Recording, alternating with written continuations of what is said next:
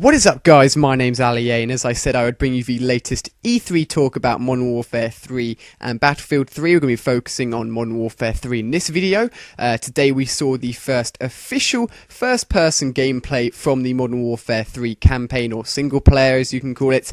It was very interesting. They showed two separate demos, basically. There was one that was shown to the general E3 audience at the beginning of the E3 press conference before Microsoft, or at the beginning of Microsoft's press conference, and then there was an additional 10-minute gameplay shown and aired on Spike TV, or Game Trailer's live stream of the E3 press conference. So that was sort of filler gameplay in between the Microsoft conference and the EA conference. So I wanted to talk in depth about what I thought about it and what you guys may think about it. It looked, in my opinion, almost identical to Modern Warfare 2.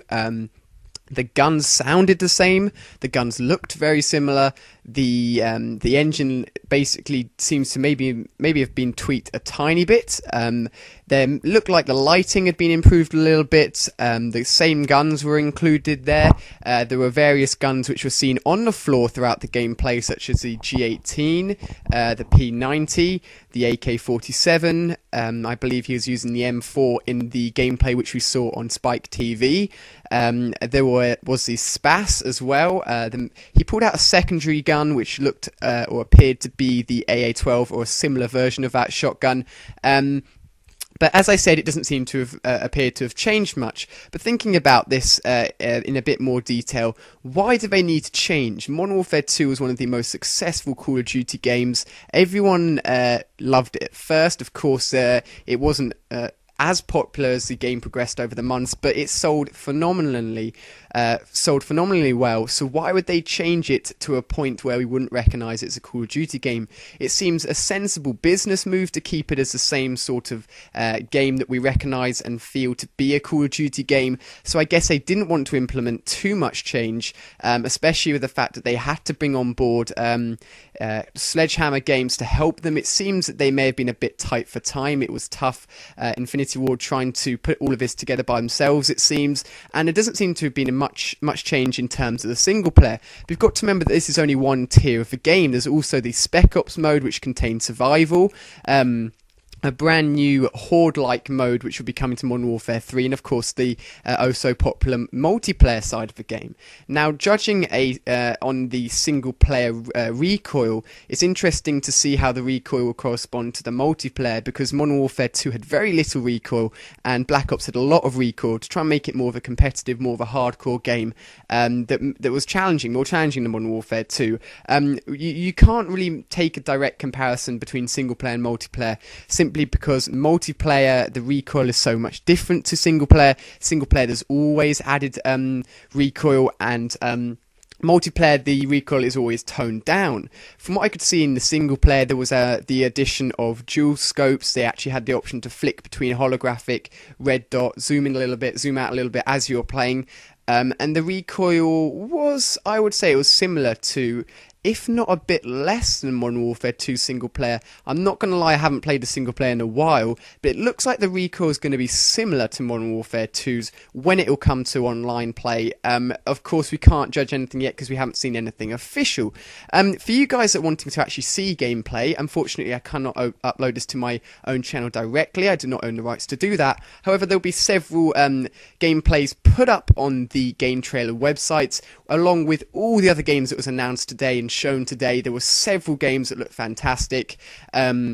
Some which look shockingly bad, I think there's a Star Wars game which was shown on Connect which looked terrible. If you want to check that out, then it was a really, really bad game. But there were some really fantastic games shown. There was stuff shown at the E3 conference as well. And as you're watching this video, there may actually still be E3 coverage going on at the moment. I'll link you to a live stream option in the description of the channel. There will be E3 coverage on Tuesday the 7th, 8th and 9th of June, so I'm sure you'll be able to check it out over the coming days. And if you're watching afterwards and you're able to go onto Game Trailers and watch any of the footage that was shown there. So I think Modern Warfare 3 is going to be geared up to be a really fun game.